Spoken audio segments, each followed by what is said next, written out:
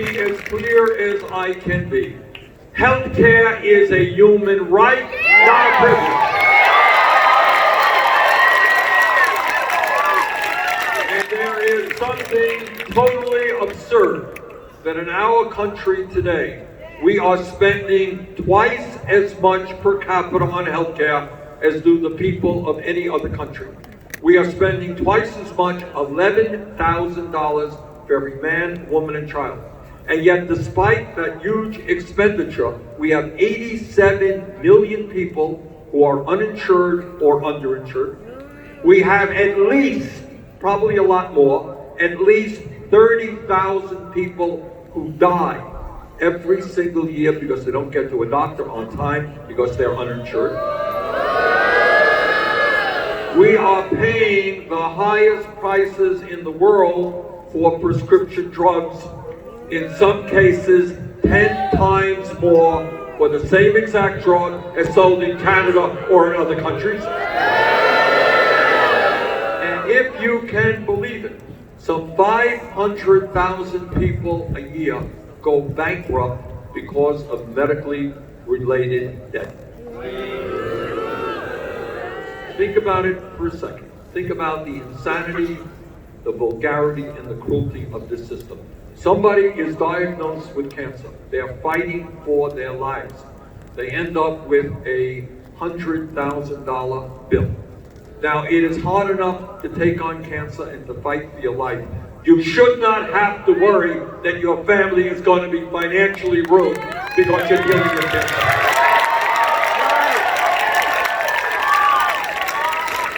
In the midst of all of this, last year, the healthcare industry made $100 billion in profit.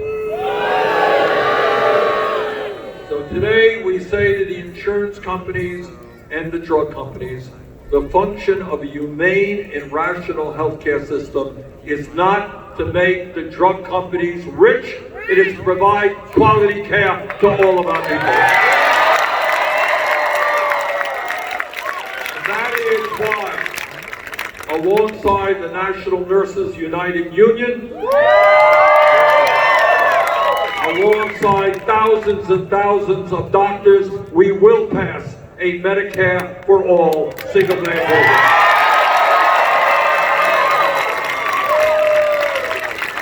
And what that means is we are eliminating all premiums for you and your employer. No more co-payments. No more deductibles. No more out-of-pocket expense. And because we're going to end the greed and corruption of the drug companies, nobody on the Medicare for All will pay more than $200 a year for prescription drugs. And because we eliminate the profiteering of the insurance companies and the drug companies, because we end the administrative nightmare of having to administer thousands of separate private insurance plans, which are wasting hundreds and hundreds of billions of dollars on administrative costs, the average American will pay substantially less for health care than under the current dysfunctional system.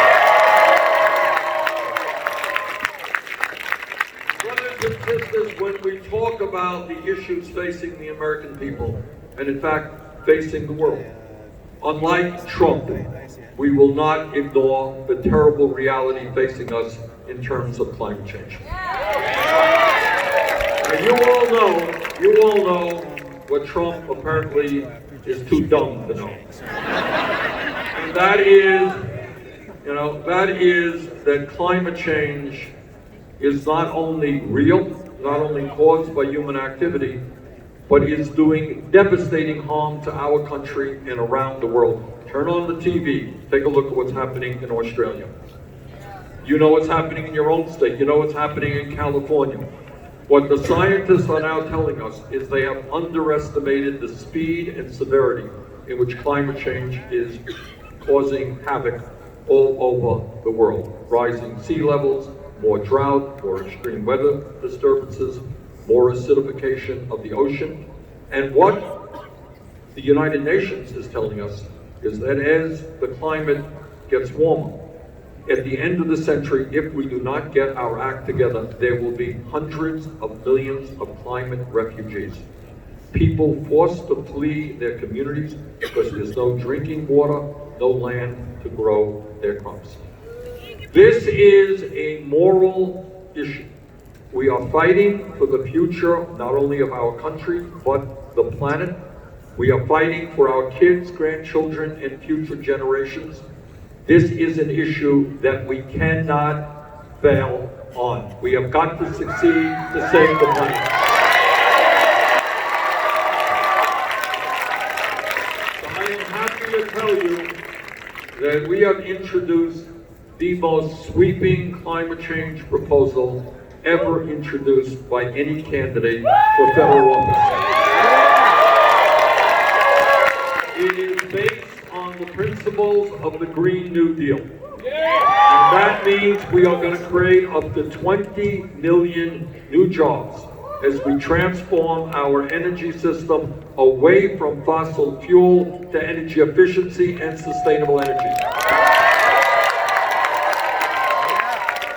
And tonight, we tell the fossil fuel industry that their short-term profits are not more important than the future of our planet.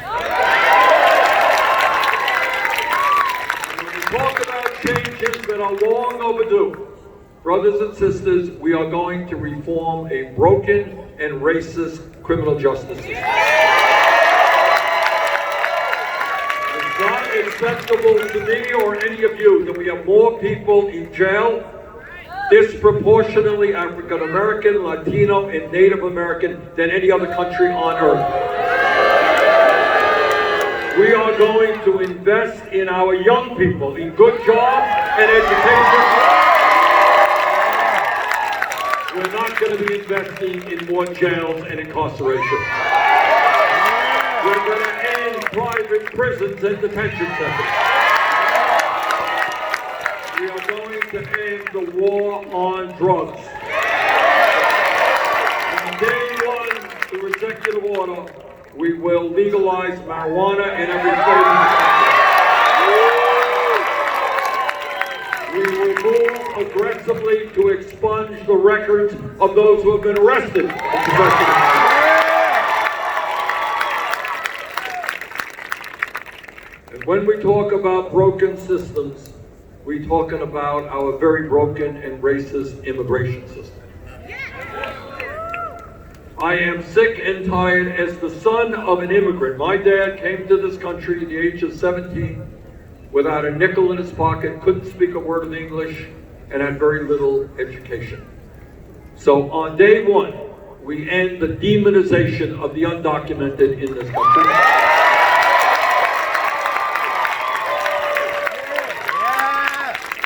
Day one, we restore the legal status of 1.8 million young people and their parents in the document. On day one, we end a border policy which allows federal agents to snatch babies from the arms of their mothers. And I have absolute confidence that we will be able to do what the American people want us to do, and that is pass comprehensive immigration reform and a passport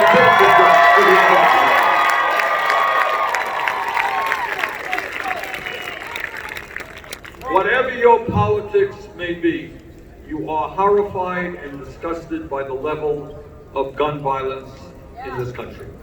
And if there's any city in America that has experienced that horror, we're in it right now. So I don't have to explain it to the people of this city. Here is my promise to you. Our gun safety legislation will be written by the people of Las Vegas, by the people of America, not the NRA.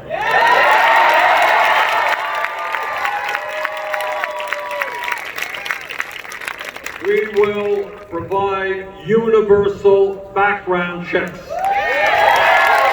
People who have violent pasts should not own guns. We are going to end the gun show loophole. We're going to end the so-called straw man provision. And by the way, we are going to do what people all over the country, urban, rural, gun owners, non-gun owners, people want us to do. And that is make sure that we end the sale and distribution of assault weapons in this country.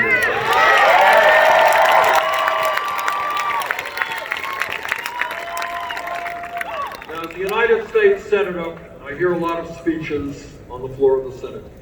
And I often hear my conservative Republican colleagues tell us that as conservatives, they believe in small